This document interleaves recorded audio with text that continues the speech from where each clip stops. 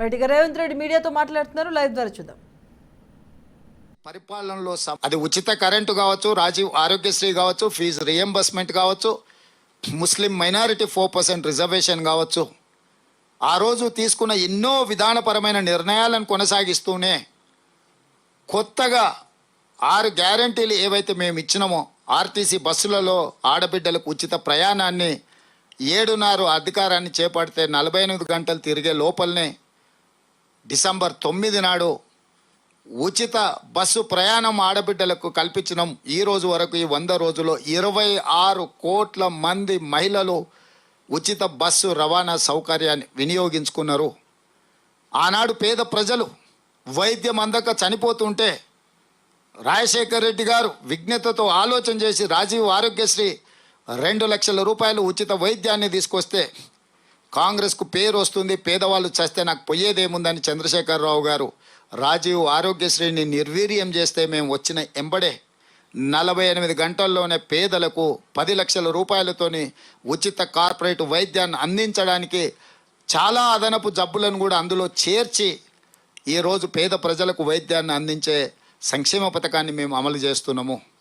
ఇదే కాకుండా ఆనాడు దీపం పథకం ద్వారా ఆడబిడ్డలు కష్టాలలో ఉన్నారు, కన్నీళ్లు పెడుతున్నారు. కట్టెల పొయ్యిలో ఊది ఊది ఆ పొగ గొంతులోకి ఊపిరితిత్తుల్లోకి పోయి క్యాన్సర్ వచ్చి చచ్చిపోతుంటే శ్రీమతి సోనియా గాంధీ గారు యూపీఏ ప్రభుత్వంలో దీపం పథకం ద్వారా గ్యాస్ పొయ్యి సిలిండర్ ఇవ్వడమే కాకుండా 400 రూపాయలకే సిలిండర్ ఇస్తే మోడీ కేసీఆర్ గారు కలిసి 1200 రూపాయలకు పెంచింది.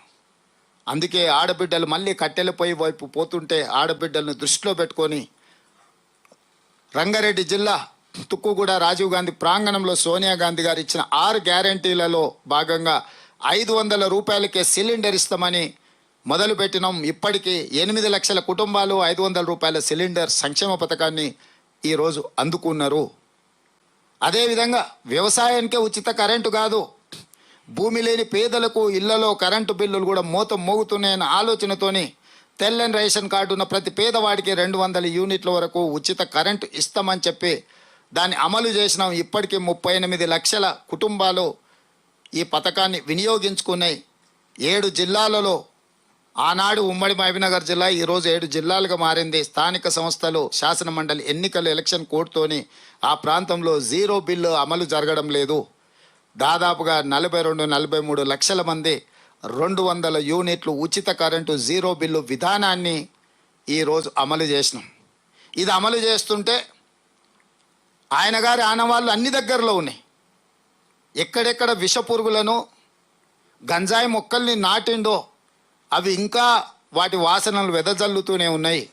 తెలంగాణ ఎలక్ట్రిసిటీ రెగ్యులేటరీ కమిషన్ నిన్న మాకు నోటీస్ ఇచ్చింది. మీరు సబ్సిడీ ముందుగాల సంస్థలకు చెల్లించిన తర్వాతనే 0 బిల్లు ఇవ్వాలని. ఆ మేధావికి నేను చెప్పదలుచుకున్నా, ఇన్ని రోజులు రైతులకు ఉచితంగా కరెంట్ ఇస్తే ఆనాటి ప్రభుత్వం 24 గంటలు ఇస్తుందంటే ఏ రోజైనా ఈ ఆదేశం ఇచ్చినవా? నీ జాతి బుద్ధి నీ నీతి బోనించుకోలేదని చెప్పి ఆదేశాలు ఇచ్చినాయని నేను చెప్పదలుచుకున్నా. నీ ఇంటి పేరు తన్నీరు ఉన్నంత మాత్రాన్ని నువ్వు పన్నీరు అనుకుంటున్నామేమో. తెలివితేటలు మానాలి అని నేను చెప్పదలుచుకున్నా. 40,000 కోట్ల రూపాయలు బకాయిలు పెట్టి విద్యుత్ సంస్థలకు ఉచిత కరెంట్ ఇచ్చినని గొప్పలు చెప్పుకుంటున్నప్పుడు ఈ తన్నీరుకు ఆ మాత్రము అవగాహన లేదా? ఈరోజు మేము అట్లా ఇచ్చినమో లేదో ఇప్పుడు మాకు ఆదేశాలు జారీ చేసిండు, నువ్వు ముందుగాల పైసలు కట్టు తర్వాత 0 బిల్లు అని.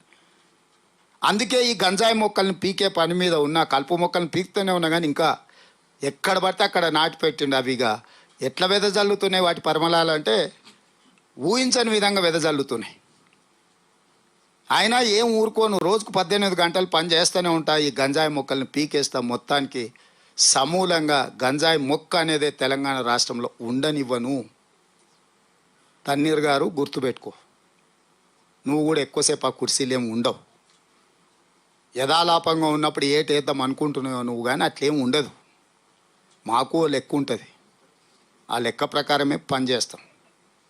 అయినా 0 బిల్లు 200 యూనిట్లు ఉచితంగా పేదల ఇండ్ల కరెంట్ ఇస్తుంటే కుట్రదారులు ఫామ్ హౌస్లో ఉండి కనుసైగలు చేస్తే కొంతమంది తెలివితేటలు ప్రదర్శిస్తారు. మీరు అడ్డుపడ్డా అడ్డం తొలగించుకొని అవసరమైతే అడ్డంగా మీద ఎక్కించి ఆయన ముందుకెళ్ళి పేదలకు జీరో బిల్లు పథకాన్ని అమలు చేస్తామని చెప్పి మీ ద్వారా నేను చెప్పదలుచుకున్నాను. ఇదే కాదు, ఆనాడు పేదవాడికి ఇల్లు ఇవ్వాలి, గ్రామాలలో ఉన్న దళితులు గిరిజనులు పేదవాళ్ళకు ఆత్మ గౌరవం, సొంత ఇల్లు అన్న ఆలోచనతోని తెలంగాణ రాష్ట్రంలోనే 17 లక్షల ఇందిరమ్మ ఇండ్లు కట్టి ప్రతి పేదవాడికి శాచ్యురేషన్ వరకు ఆనాడు కాంగ్రెస్ పార్టీ ఇండ్లు ఇచ్చింది. తర్వాత తెలంగాణ రాష్ట్రం వచ్చినాక డబ్బా ఇండ్లు వద్దు, డబుల్ బెడ్రూమ్ ఇండ్లు ముద్దు అన్నాడు. ఇక ఆ డబుల్ బెడ్రూమ్లు ఎవరికి వచ్చినా ఎవరికి రాలేదు నేను విశ్లేషించదలుచుకోలేదు, మీకు అందరికీ తెలుసు. ఆయన మాత్రం 9 నెలల 150 గదులతోటి పెద్ద పెద్ద భవంతులు నిర్మించుకున్నాడు. కానీ పేదలకు మాత్రం 10 ఏళ్ళైనా ఆ డబుల్ బెడ్రూమ్ ఇండ్లు రాలేదు, అది కలగానే మిగిలిపోయింది.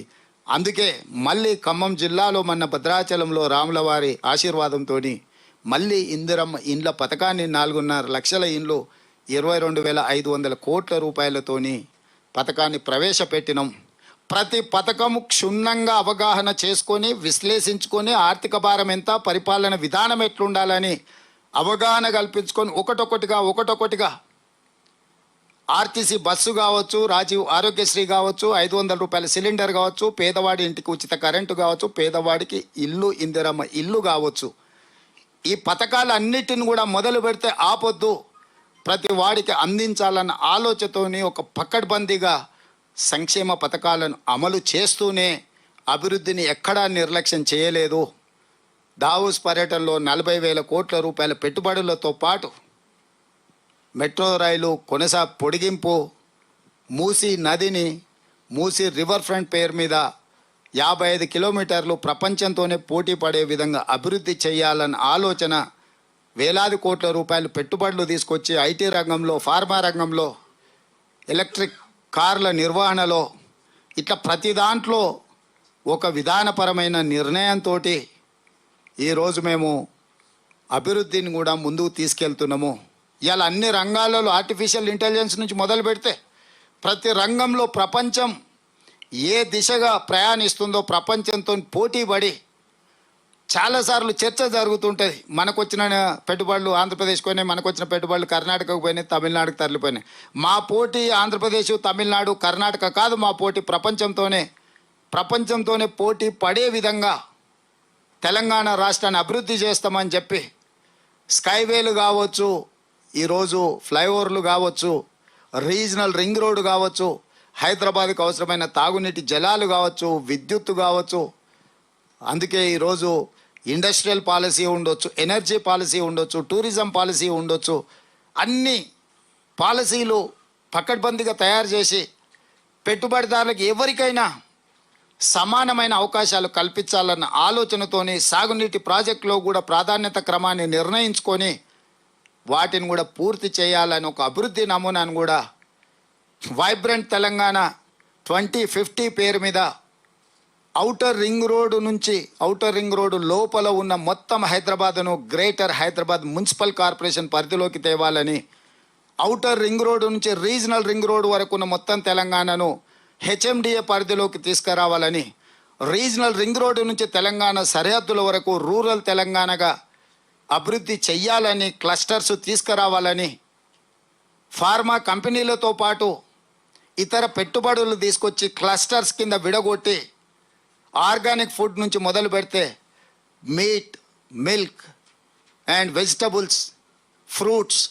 ప్రతిది కూడా ప్రపంచానికి ఎగుమతి చేసే విధంగా మేము ఈరోజు డ్రై పోర్టులతో సహా విధానాలు తీసుకొచ్చి ఔటర్ రింగ్ రోడ్డు నుంచి రీజనల్ రింగ్ రోడ్ వరకు రేడియల్ రోడ్స్ డెవలప్ చేసి ఎక్కడికక్కడ క్లస్టర్ల కింద విడగొట్టి చైనా నమూనానే కాదు, జపాన్, జర్మనీలో జరిగిన అభివృద్ధిని కూడా ఈరోజు అన్నిటినీ పరిగణలోకి తీసుకొని ఇవాళ సింగపూర్ అనో, దుబాయ్ అనో ఇతర ప్రాంతాల గురించి చర్చించుకుంటున్నారు.